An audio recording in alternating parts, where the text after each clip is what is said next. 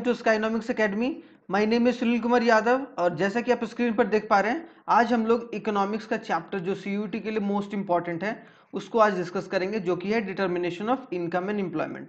आप लोगों ने 12th में बहुत अच्छे तरीके से पढ़ा होगा और आज फिर से एक बार मैं डिटेल में एक तरीके से कॉन्सेप्ट के साथ साथ क्या डिटेल्ड कॉन्सेप्ट और उसके साथ साथ एमसीक्यूज भी कवर किया जाएगा यहाँ पर। ठीक है, 20 एमसीक्यूज हमने कवर करा है, हमने पीछे बहुत सारे चैप्टर्स को कवर करा है, तो आप लोग जाकर देख सकते हैं।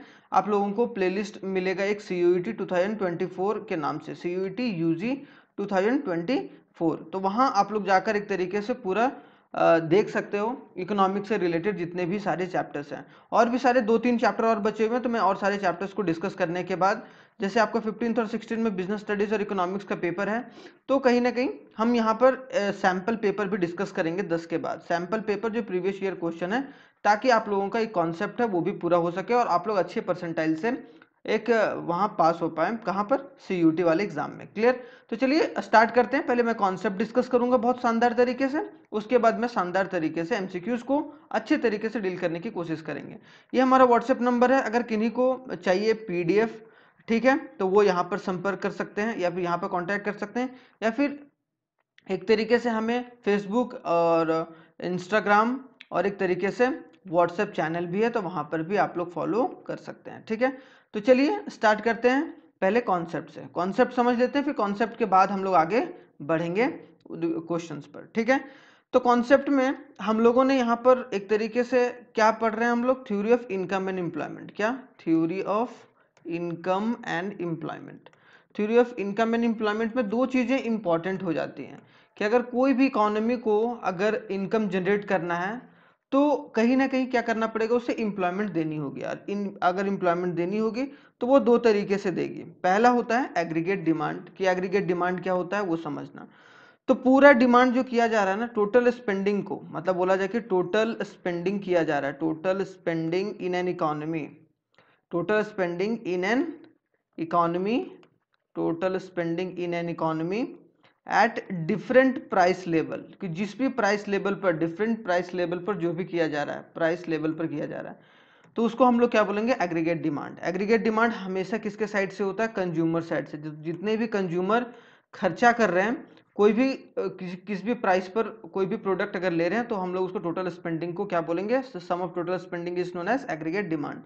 अब यहाँ समझने वाली बात है कि एग्रीगेट डिमांड होता है वो किस किस चीज से आता है? तो सी प्लस आई प्लस जी प्लस एक्स माइनस एम। अब ये कौन सा बला है भाई? सी मतलब क्या? Consumption expenditure. क्या? कंजम्पशन एक्सपेंडिचर जो खर्चा किया जा रहा है। आई मतलब क्या? Investment expenditure, investment expenditure. G मतलब गवर्नमेंट एक्सपेंडिचर, जी मतलब गवर्नमेंट एक्सपेंडिचर। ये फॉर्मूला याद रखिएगा एग्रीगेट डिमांड का। और एक्स माइनस एम मतलब क्या? Export minus import, export minus import हो गया। ठीक है, तो एक्सपोर्ट माइनस इंपोर्ट हो गया, यहाँ पर कोई दिक्कत वाली बात है ही नहीं। ठीक है, तो एग्रीगेट डिमांड हमारा ये होता है। अब दूसरा जो आता है वो एक तरीके से एग्रीगेट सप्लाई आता है। क्या आता है? Aggregate supply. तो एग्रीगेट सप्लाई क्या होता है भाई? Aggregate supply is equal to C plus S. C plus S का मतलब क्या? Consumption plus saving. तो सप्लाई जितना एक तरीके से कंज्यूम किया जा रहा है कंजम्पशन फंक्शन के थ्रू, और जितना भी सेविंग फंक्शन के थ्रू सेव किया जा रहा है, तो हम लोग उसको एक तरीके से एग्रीगेट सप्लाई बोलेंगे। क्या बोलेंगे? Aggregate supply. ठीक है, वो किसके बराबर हो जाता है? क्योंकि सी प्लस आई होता है एक, तो I is equal to S होता है। क्या? Investment is equal to saving, आप उतना ही इन्वेस्ट करोगे जितना सेव करोगे। तो इनकम होता है ना, income is equal to consumption plus consumption plus consumption plus saving होता है कि नहीं? आप जितना पैसा कमा रहे हो उतना आप कंज्यूम कर रहे हो, सेव कर रहे हो। अगर उसी को रिप्लेस कर देंगे तो Y, income is equal to C plus I हो जाएगा। क्लियर? तो यहाँ तक आई होप सो कंप्लीट होगा। अब जो थोड़ा सा कॉन्सेप्ट पढ़ते हैं, क्या होता है? पहला कंजम्पशन फंक्शन देखते हैं। कंजम्पशन फंक्शन का फॉर्मूला क्या होता है, फिर हम लोग एक तरीके से सेविंग फंक्शन देखेंगे। ठीक है, कंजम्पशन फंक्शन क्या होता है? Consumption function is equal to होता है C autonomous plus B Y. Y का मतलब एक तरीके से इनकम हो गया। ठीक है, वाई का मतलब क्या? इनकम। और बी का मतलब क्या होता है यहाँ पर? B is equal to MPC, marginal propensity to consume. अभी बताऊंगा मार्जिनल प्रोपेंसिटी टू कंज्यूम क्या होता है। तो हम लोग इसको दूसरा तरीका से क्या लिख सकते हैं? सी ऑटोनोमस प्लस एमपीसी और वाई। यहाँ पर सी ऑटोनोमस का मतलब होता है ऑटोनोमस कंजम्पशन। क्या? Autonomous consumption, autonomous consumption. ठीक है, यहाँ पर समझ में आया। तो कंजम्पशन फंक्शन का ये हमारा फॉर्मूला हो गया। क्लियर? यहाँ तक कोई दिक्कत नहीं। अब यहाँ पर देख लेते हैं सेविंग फंक्शन का क्या फॉर्मूला है भाई। सेविंग फंक्शन का फॉर्मूला जो होता है वो minus C autonomous plus 1 minus B Y. अब 1 माइनस बी का मतलब क्या? 1 minus M P C is equal to M P S होता है। अभी आगे बताऊंगा 1 minus M P C 1 M P S के बराबर होता है।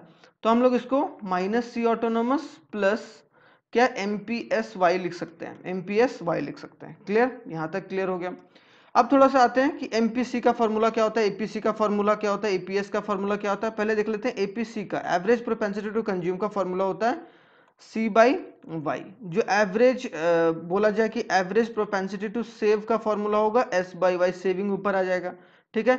जो तीसरा होगा मार्जिनल प्रोपेंसिटी टू कंज्यूम का फॉर्मूला क्या हो जाएगा? Marginal propensity to consume M P C is equal to delta C by delta Y. फिर क्या हो जाएगा? एम पी एस का फॉर्मूला जो हो जाएगा वो क्या हो जाएगा? Delta S by delta Y. आज दो चीज हम लोगों ने ये भी पढ़ा था, M P C plus A P C plus A P S is equal to 1 होता है। उसके बाद क्या होता है? M P C plus M P S is equal to 1 होता है। तो ये दोनों फॉर्मूला आप लोगों को याद रखना है। ठीक है। एवरेज प्रोपेंसिटी जितना भी कंजम्पशन हुआ और इनकम को डिवाइड कर दोगे तो एपीसी निकल जाएगा। क्लियर? तो यहाँ से सेविंग फंक्शन और हम लोग इस तरीके से निकाल जाते हैं। वाई इज इक्वल टू अभी बताए थे, Y is equal to consumption plus saving. Y मतलब इनकम, सी मतलब कंजम्पशन, एस मतलब सेविंग। कि जितना इनकम होता है, मान लो कि आपका इनकम क्या है? 1000 रुपया। अब 1000 रुपया में आप लोग मान लो कि 800 रुपया आपने कंज्यूम कर लिया, 800 रुपया आपने कंज्यूम कर लिया और आपने कितना सेव करा? 200। तो ये एक तरीके से बराबर होता है। लेकिन I is equal to S होता है, I is equal to S, तो investment is equal to saving. इसी वजह से दूसरा जो इनकम का फॉर्मूला हो जाता है Y is equal to C plus I. ठीक है, जो कि हमारा एक तरीके से एग्रीगेट सप्लाई भी हो रहा था। तो आई होप सो ये वाला चीज अगर थोड़ा सा कॉन्सेप्ट क्लियर होगा, यहाँ से आप लोग अगर ये वाला फॉर्मूला याद कर लोगे तो ये चैप्टर और भी आसान हो जाएगा। क्लियर? चलते हैं पहला क्वेश्चन पर। क्या लिखा गया है? पहला क्वेश्चन देख लेते हैं। तो पहला क्वेश्चन हमारे पास है, a country's consumption function is described as. Country's का कंजम्पशन फंक्शन कैसे डिस्क्राइब किया? एक कंट्री का consumption function C is equal to है 500 प्लस 0.7y। ठीक है। तो बोला जा रहा है ये तो the autonomous consumption will be, autonomous consumption क्या होगा? तो सी कंजम्पशन फंक्शन, तो कंजम्पशन फंक्शन का फॉर्मूला क्या होता है? C autonomous plus B Y. Clear बात है। अब बी का मतलब यहाँ पर मैंने बताया था बी इज इक्वल टू क्या होता है? एम पी सी होता है। ठीक है। तो यहाँ पर सी ऑटोनोमस कितना है? 500 है। तो हमारा आंसर क्या हो गया? 500। तो आंसर नंबर 2 जो होगा वो करेक्ट होगा, 500। क्योंकि बी अगर पूछता है एमपीसी कितना है तो MPC is equal to B के जगह पर 0.7 हो जाता, तो क्या 0.7 होता हमारा MPC, marginal propensity to consume. Clear? यहां तक। अब आते हैं सेकंड क्वेश्चन। अगर बोला गया कंजम्पशन इज इक्वल टू, ये दिया हुआ क्या? Consumption is equal to 40 plus 0.8y। उसके बाद हमारे पास आई दिया हुआ है, आई इज इक्वल टू 10। ठीक है। Then what will be the equilibrium level of income? तो इक्विलिब्रियम लेवल ऑफ इनकम क्या होगा? इक्विलिब्रियम लेवल ऑफ इनकम क्या होगा? तो हम लोग यहाँ पर जल्दी से देख लेते हैं। y इज इक्वल टू क्या होता है? अभी बताए थे कि अगर I दिया रहेगा y is equal to C plus S consumption plus saving, और दूसरा y is equal to C plus I. अगर इक्विलिब्रियम लेवल ऑफ इनकम बताने का या फिर पूछ रहा हूँ। ठीक है। तो y is equal to C plus I. तो कंजम्पशन दिया हुआ भाई, कंजम्पशन दिया हुआ 40 प्लस 0.8y प्लस क्या हो गया? y इधर लिख लेते हैं, y इक्वल टू आई, यहाँ i की जगह पर 10। क्यों? क्योंकि i की जगह पर क्या लिखा हुआ है? यहाँ पर 10 लिखा हुआ है। ठीक है। तो हम लोग 10 रख लेते हैं। अब यहाँ पर 0.8 है, अब ये y इधर आ जाएगा तो y is equal to 0.8y। अगर कुछ नहीं तो 1y है, ये इज इक्वल टू 40 प्लस 10। तो इज इक्वल टू क्या हो गया भाई? यहाँ पर 1y माइनस 0.8y कितना हो जाएगा? 0.2y। 0.2y is equal to क्या हो जाएगा? 50। क्लियर? अब y is equal to 50 by 0.2, तो पॉइंट हटा, ऊपर 10 गया और 2 5 जा 10। तो इसका मतलब कितना हो गया? इनकम कितना हो गया? 250। इनकम कितना हो गया? 250। मतलब क्या? 250 इज द इनकम। तो हमारा आंसर क्या होगा इसका? 4 होगा। क्लियर? तो इनकम हमारा बहुत शानदार तरीके से निकल गया। ठीक है, यहाँ तक क्लियर हो गया। अब आते हैं थर्ड क्वेश्चन पर। थर्ड क्वेश्चन क्या दिया हुआ है? Third question C is equal to X minus X plus 0.6y, मतलब सी ऑटोनोमस कंजम्पशन दिया हुआ है, इन्वेस्टमेंट दिया हुआ है, equilibrium level of income would be इतना, इक्विलिब्रियम लेवल ऑफ इनकम इतना दिया होता। What find out the autonomous consumption, तो क्या निकालिए? ऑटोनोमस कंजम्पशन, सी ऑटोनोमस। ठीक है, तो y इज इक्वल टू हम लोग जानते हैं y इज इक्वल टू क्या होता है? सी प्लस आई। अब सी प्लस आई होता है तो y दिया हुआ है, इक्विलिब्रियम लेवल ऑफ इनकम दिया हुआ है, ये क्या है? ये हमारा क्या है? y है। तो y की जगह पर क्या लिख देंगे? 4050। ठीक है, 4050। सी ऑटोनोमस की जगह पर लिख देंगे सी कंजम्पशन फंक्शन की जगह पर x प्लस 0.6y, क्योंकि मेरे को क्या निकालना है?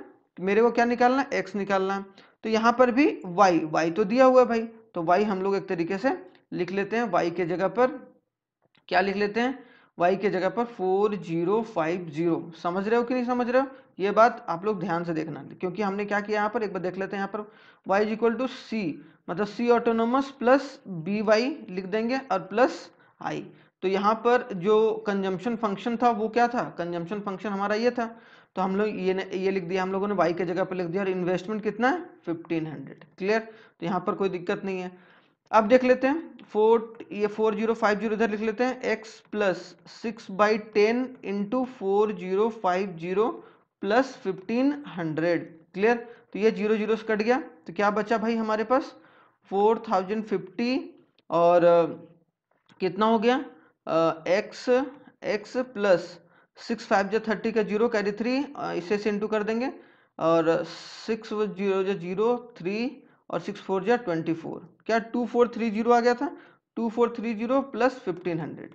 ठीक है, अब क्या करेंगे? बहुत शानदार तरीके से हम लोग इंटू कर, इसको प्लस कर देंगे, उधर जाके माइनस कर देंगे। मतलब अगर x निकालना होगा तो क्या करेंगे? 4050 माइनस कितना हो जाएगा? माइनस हो जाएगा एक तरीके से हमारा हमारा हो गया क्या हो गया? तो अगर यहाँ पर जोड़ लेते हैं 2430 और 1500, तो 03549 और 3 क्या हो गया? 3930। तो 3930 को अगर माइनस कर देंगे, 3930 को माइनस कर देंगे तो क्या निकलेगा भाई? 0 हो गया, 5 में 3 गया, 2 बच गया, और यहाँ पर कैरी हो गया 120। इसका मतलब आंसर कितना हो गया? 120। अब x के जगह पर क्या था? सी ऑटोनोमस, तो सी ऑटोनोमस हमारा क्या हो जाएगा? 120। क्लियर, तो सी ऑटोनोमस हमारा आंसर क्या हो गया? 120। तो हमारा ऑप्शन नंबर जो थर्ड होगा वो करेक्ट आंसर होगा। आई होप सो यहाँ तक क्लियर होगा, है कि नहीं? तो हमने कैलकुलेट भी कर लिया सही तरीके से। 4, in case of unexpected fall in the turnover of the firm, अगर मान लो कि कोई टर्नओवर एक फर्म का है, मतलब जो पैसा है वो गिरावट आ गया उसमें टर्नओवर में, that is producing a certain commodity, there will be a situation of, तो सिचुएशन कौन सा बनेगा? प्लान्ड एक्यूमुलेशन का, अनप्लान्ड एक्यूमुलेशन का, या फिर एक तरीके से हम लोग क्या बोलेंगे? इसका आंसर होगा हमारा 2, अनप्लान्ड एक्यूमुलेशन ऑफ इन्वेंटरीज। कि क्या कि टर्नओवर में फॉल इसीलिए होता है क्योंकि एक्यूमुलेट कर लेता है बहुत ज़्यादा। एक्यूमुलेशन, अगर आप बहुत सारा सामान को आप स्टॉक करके रखोगे और हो सकता है कि आपका सामान ना बिके, तो उतना भी स्टॉक मत करो जितना प्लान्ड तरीके से करो, अनप्लान्ड तरीके से बिल्कुल भी नहीं करना। तो इसका आंसर क्या होगा? 2 होगा, अनप्लान्ड एक्यूमुलेशन। ठीक है, फोर्थ का आंसर कंप्लीट हो गया। अब फिफ्थ का आते हैं। अब फिफ्थ में क्या बोला गया भाई? Identify the symbol that is used to denote the autonomous consumption. Autonomous consumption का सिंबल कौन सा होता है भाई? तो आप लोग जानते ही हो, आप ही बताए थे, consumption function is equal to C autonomous plus B Y. तो ये होता है क्या? ऑटोनोमस कंजम्पशन का साइन, ऑटोनोमस कंजम्पशन का साइन। तो सी ऑटोनोमस हमारा आंसर पहला राइट होगा 5 का। Clear, excess demand is a situation, excess demand कब होगा? एक्सेस डिमांड मतलब aggregate demand is greater than the aggregate supply, है कि नहीं? तो हमारा क्या होगा इसका आंसर? पहला, aggregate demand is equal to aggregate supply but the full employment level. लेकिन एम्प्लॉयमेंट लेवल क्या है? एम्प्लॉयमेंट फुल है, मतलब फुल एम्प्लॉयमेंट है। अगर एम्प्लॉयमेंट फुल नहीं होता तब हम लोग इसको ये एक्सेस डिमांड नहीं बोलते हैं। जैसा कि इसमें कंफ्यूजन नहीं करना है, ठीक है? ये आंसर गलत है, क्यों? क्योंकि अंडर एम्प्लॉयमेंट लेवल है, फुल एम्प्लॉयमेंट रहेगा तभी एक्सेस डिमांड का जो कंडीशन होगा वो फुलफिल होगा। अगर यही बोला रहता कि बता भाई ये एक्सेस डिमांड हो गया ना, ये किस चीज का हो गया? एक्सेस डिमांड हो गया। अगर एक्सेस सप्लाई बोलता तो क्या होता? एक्सेस सप्लाई बोलता तो हमारा aggregate supply is greater than the aggregate demand with a full employment level, तो ये क्या होता है, एक्सेस सप्लाई। क्लियर, तो ये भी कॉन्सेप्ट क्लियर हो गया, इसमें कोई दिक्कत वाली बात है ही नहीं। क्लियर। अब थोड़ा सा हम लोग आते हैं सेवेंथ में। सेवेंथ क्या बोला, a dash function describe the functional relationship between the consumption and the income.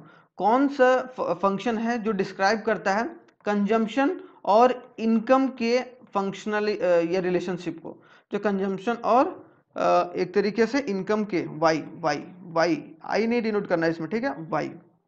तो हमारा इसका आंसर होगा 3 होगा। क्या होगा, कंजम्पशन फंक्शन डिनोट करता है। क्या कंजम्पशन फंक्शन डिनोट करता है, कंजम्पशन फंक्शन, क्योंकि देखो कंजम्पशन फंक्शन में क्या होता है, C autonomous plus B Y, ये ऐसे डिनोट करता है कि इनकम और एक तरीके से कंजम्पशन के रिलेशनशिप को डिनोट करता है। तो अगर कोई पूछेगा व्हाट इज कंजम्पशन फंक्शन, तो consumption function describe the functional relationship between consumption and income.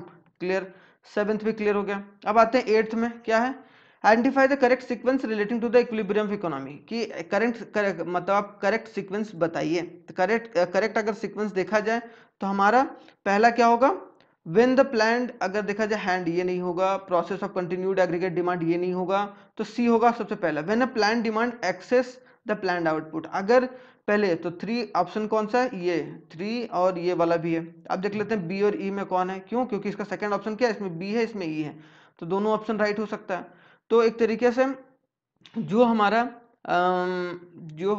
सी सी ई है ना, तो इसमें ई देख लेते हैं पहले। It means a buyer are planning, ठीक है, सही बात है भाई। प्लान डिमांड अगर हो रहा है, एक्सेस हो रहा है, इसका मतलब क्या, बायर जो है वो प्लानिंग कर रहा है डिमांड का। अगर बी कर देते हैं तो इन्वेंट्री से आप प्रोड्यूस, अगर प्लान्ड डिमांड है तो डिमांड एक तरीके से बाय करेगा ना बाद में, मतलब पहले डिमांड क्रिएट कर लिया हो, उसके बाद कौन बाय करेगा, कंज्यूमर बाय करेगा, ना कि प्रोड्यूसर इन्वेंट्री मेंटेन करेगा। ठीक है, तो हमारा ई होगा, मतलब हमारा ऑप्शन ये राइट होगा। तो सबसे पहला ऑप्शन क्या होगा हमारा, सबसे पहला ऑप्शन होगा सी, जो कि हमारा ये है। उसके बाद हमारा ई होगा, it means a buyer is planning to buy more goods and service rather than producing a plan, कि जो चीज प्रोड्यूसर सोच रहा है उससे ज्यादा कंज्यूमर जो है वो बाय करने वाला है, तभी तो आप प्लान्ड डिमांड को एक्सेस बता रहे हो। क्लियर। उसके बाद ए है इन्वेंट्री, उसके बाद आपको इन्वेंट्री से मेंटेन करना है कि बाद में अगर बढ़े घटे कंज्यूमर ज़्यादा मांगने लगे। उसके बाद डी है, डी क्या है, producer will plan to raise the production employment, producer क्या करेगा, प्लान करेगा कि हम अपने प्रोडक्शन को और एम्प्लॉयमेंट को रेज करें। उसके बाद ये प्रोसेस कंटिन्यू होता चलेगा। तो हमारा ऑप्शन नंबर जो सी है, मतलब थर्ड है, वो करेक्ट आंसर होगा यहाँ पर। क्लियर। अब आते हैं मैच द फॉलोइंग, और लिस्ट 1 और लिस्ट 2 में दिया गया मैच द फॉलोइंग कौन सा आंसर राइट होगा। तो marginal propensity to consume, MPC क्या होता है भाई, delta C by delta Y. तो क्या होगा, ए का सेकंड, तो ए का सेकंड किस में, ए का सेकंड हमारा एक तरीके से क्या है इसमें, तो ये हमारा ऑप्शन राइट है। इतना ज़्यादा देखने की भी जरूरत नहीं है, लेकिन मैं समझाने के लिए यहाँ पर बोल दे रहा हूँ। अब marginal propensity to consume delta C by delta Y, मैंने कॉन्सेप्ट वाले शुरुआत वाले पेज में बताया था। मार्जिनल प्रोपेंसिटी टू सेव क्या होगा, delta S by delta Y, B का 4 हो गया। ठीक है। उसके बाद एवरेज प्रोपेंसिटी टू सेव, ये हो जाएगा थर्ड हो जाएगा, मतलब सी का थर्ड हो जाएगा और डी का 1 हो जाएगा, डी का क्या हो जाएगा 1 हो जाएगा। ठीक है, तो ये ऑप्शन हमारा राइट है। 9th भी हो गया। अब आते हैं 10th में। 10th में क्या बोला गया भाई, if the consumption function is equal to C is equal to 100 plus, मतलब ये कंजम्पशन फंक्शन दिया गया, देन द सेविंग फंक्शन क्या होगा। तब बताइए कि सेविंग फंक्शन क्या होगा। तो बहुत सिंपल सी बात है भाई कि अगर कंजम्पशन फंक्शन दिया हुआ है तो सेविंग फंक्शन क्या होगा। तो सेविंग इज इक्वल टू क्या होता है भाई, saving is equal to income minus consumption होता है कि नहीं, अभी मैंने बताया था। अब saving is equal to income minus consumption, एक फॉर्मूला भी मैंने आपको बताया था।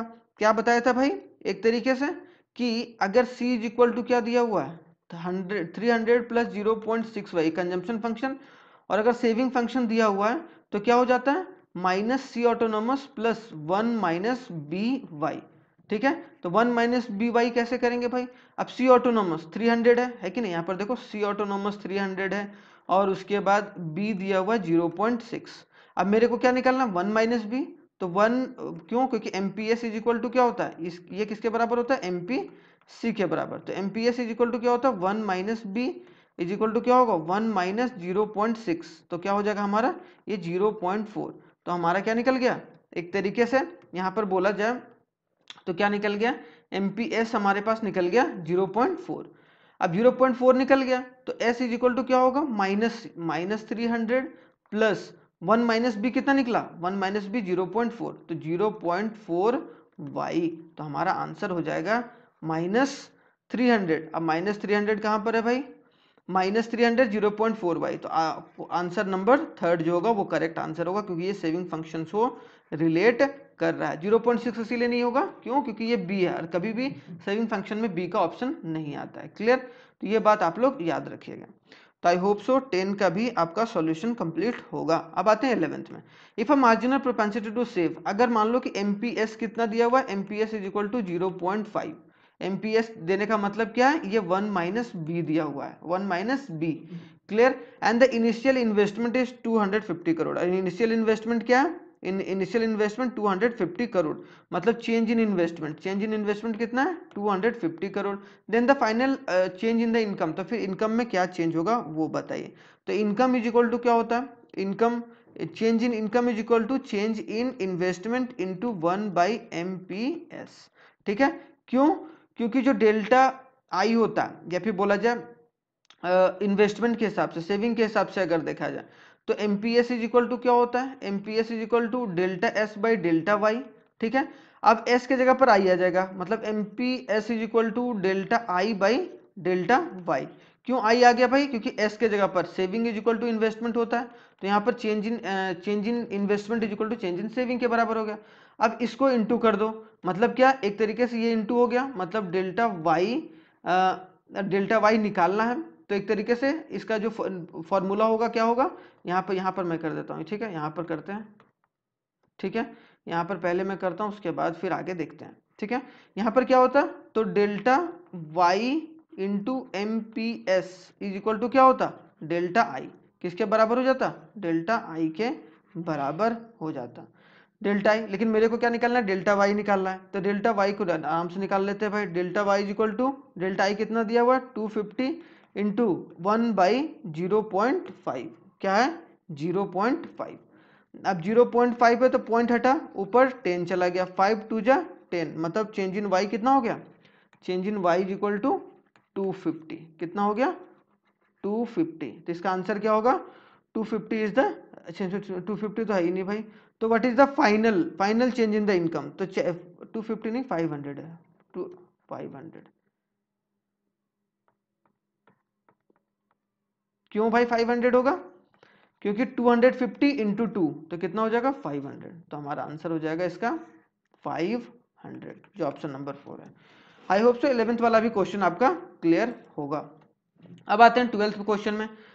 तो विच situation of the economy is reflected here, कौन सा सिचुएशन इकोनॉमी का रिफ्लेक्ट किया गया है यहाँ पर, अगर देखा जाए इस वाले डायग्राम को तो। ठीक है, तो हमारा फुल एम्प्लॉयमेंट इक्विलिब्रियम लेवल को डिनोट किया गया है, क्यों, क्योंकि एग्रीगेट डिमांड भी अच्छे तरीके से है, क्यों, क्योंकि एक तरीके से सेविंग का जो लाइन है वो ऊपर की ओर जा रहा है, और जो एग्रीगेट डिमांड का लाइन है वो क्रॉस कर जा रहा है, मतलब एग्रीगेट डिमांड पूरा है।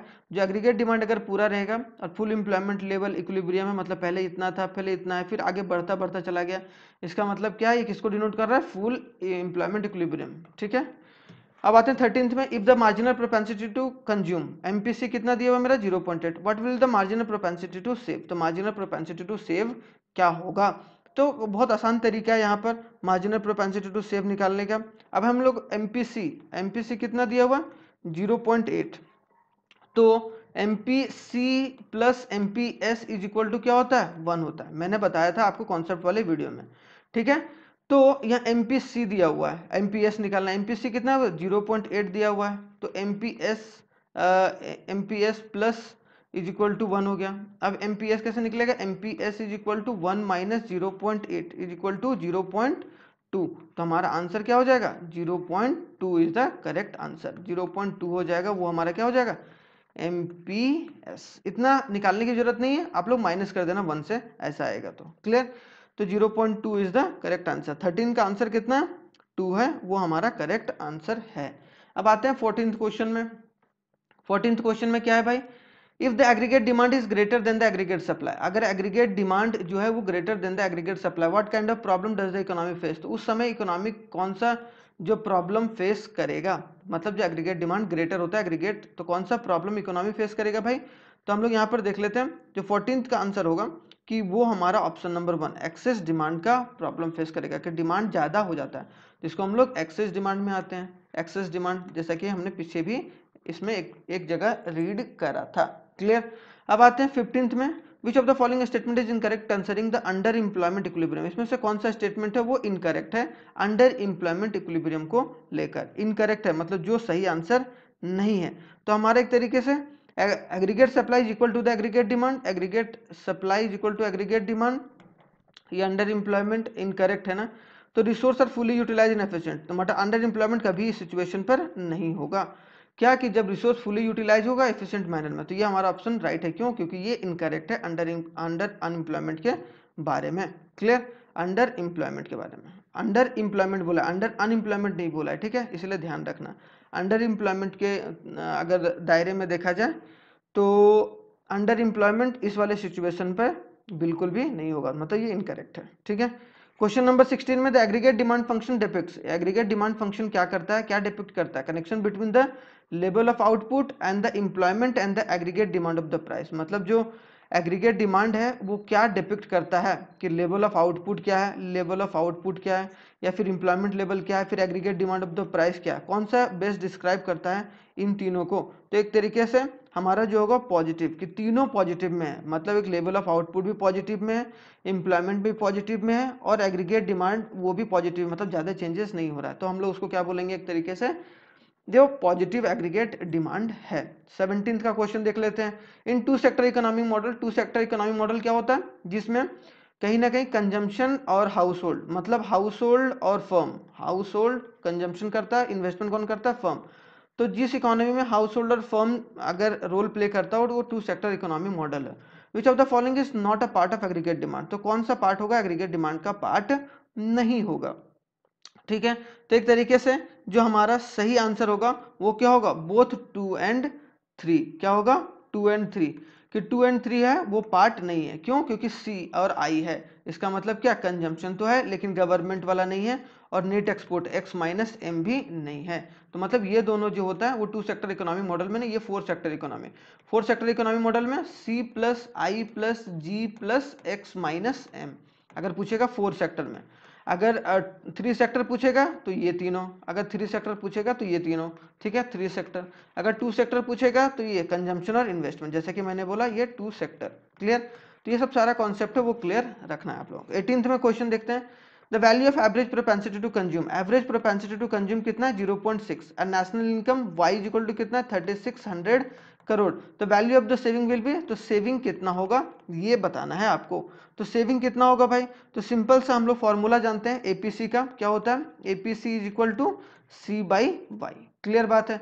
अब APC is equal to C by Y, तो एपीसी का 0.6 रख लेते हैं, और सी कंजम्पशन, अच्छा एपीसी पूछा है तो एस पूछा है, ठीक, प्ले कंजम्पशन निकाल लेते हैं, सी और वाई, वाई कितना दिया हुआ है 3600 करोड़। तो यहाँ पर सी इज इक्वल टू कितना हो जाएगा, 3600 करोड़ इंटू 6/10, 0.6 को हटा दिए, तो यहाँ पर सी इज इक्वल टू कितना आ गया, तो हमारा सी इज इक्वल टू 6000, 6 36 का 6, तो अगर देखा जाए तो यहाँ पर कंजम्पशन हमारा क्या आ जाएगा, अगर 6 36 का 6 कैरी 3 3600 नहीं 36000 सी बाई वाई 0.6, 6 जा 36 जीरो आ गया, 6 से 36 का 6 कैरी 3 और 6 3 जा 18 और 19 20 21, तो मतलब क्या है, कंजम्पशन कितना हो गया हमारा, कंजम्पशन हो गया 2160 आ गया।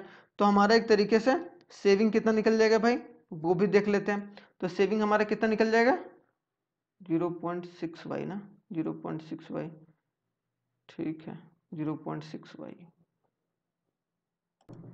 तो यहाँ पर हमारा C क्या हो जाएगा, C इज इक्वल टू, तो S इज इक्वल टू क्या होगा, Y minus income minus consumption. तो इनकम कितना हो गया भाई, इनकम 3600 करोड़ हो गया, और 2160 ये हो गया, तो हमारा कितना निकल गया 1440। तो हमारा सेविंग इज इक्वल टू 1440। अच्छा यहाँ 1440 नहीं है, तो इसका मतलब ऑप्शन यहाँ पर बी लगा लेना।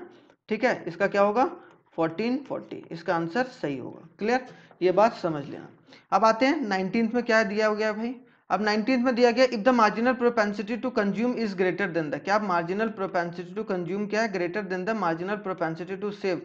तो वैल्यू ऑफ द मल्टीप्लायर क्या होगा, तो वैल्यू ऑफ द मल्टीप्लायर क्या होगा उसके बारे में यहाँ पर बताना है। तो वैल्यू ऑफ द मल्टीप्लायर क्या होगा भाई इसमें, तो एक तरीके से जो हमारा ऑप्शन होगा वो हमारा 1 राइट होगा, ग्रेटर देन 2 होगा। क्या जो एक तरीके से जो हमारा वैल्यू ऑफ मल्टीप्लायर जो होगा के होगा वो ग्रेटर देन 2 होगा, ठीक है, ग्रेटर देन 2 होगा, ये बात याद रखना। 20 का क्वेश्चन देख लेते हैं। 20 का क्वेश्चन क्या है भाई, if the marginal propensity to save is equal to 0.2, autonomous consumption ये है एंड द इन्वेस्टमेंट ये है, तो what will be the equilibrium level of the income.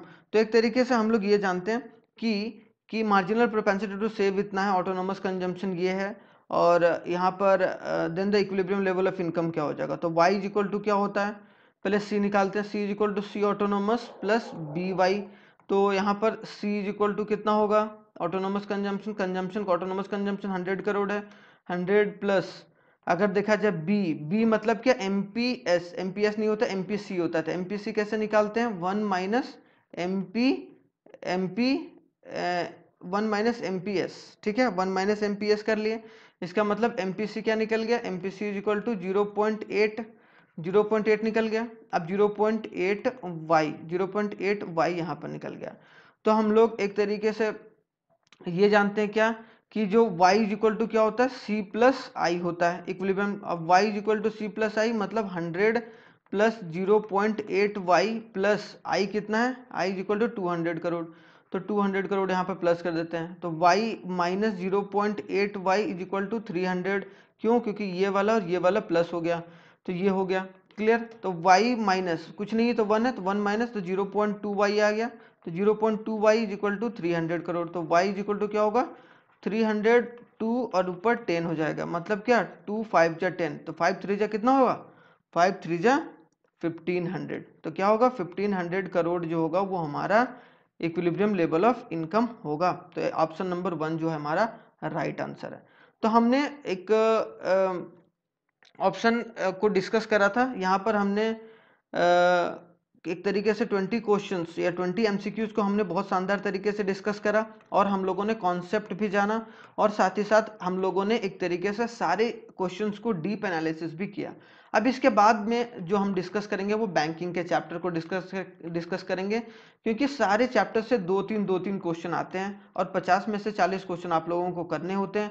तो आप लोग उसको शानदार तरीके से करिएगा, और ज़रूर आप लोग सब्सक्राइब नहीं किए तो सब्सक्राइब कर दीजिए, और अगर आपने अभी तक बेल आइकन नहीं दबाया तो वो दबा दीजिए, ताकि आपको रेगुलर नोटिफिकेशन मिलता रहे। थैंक यू वेरी मच, जय हिंद, बहुत ही जल्दी मिलते हैं नेक्स्ट वीडियो।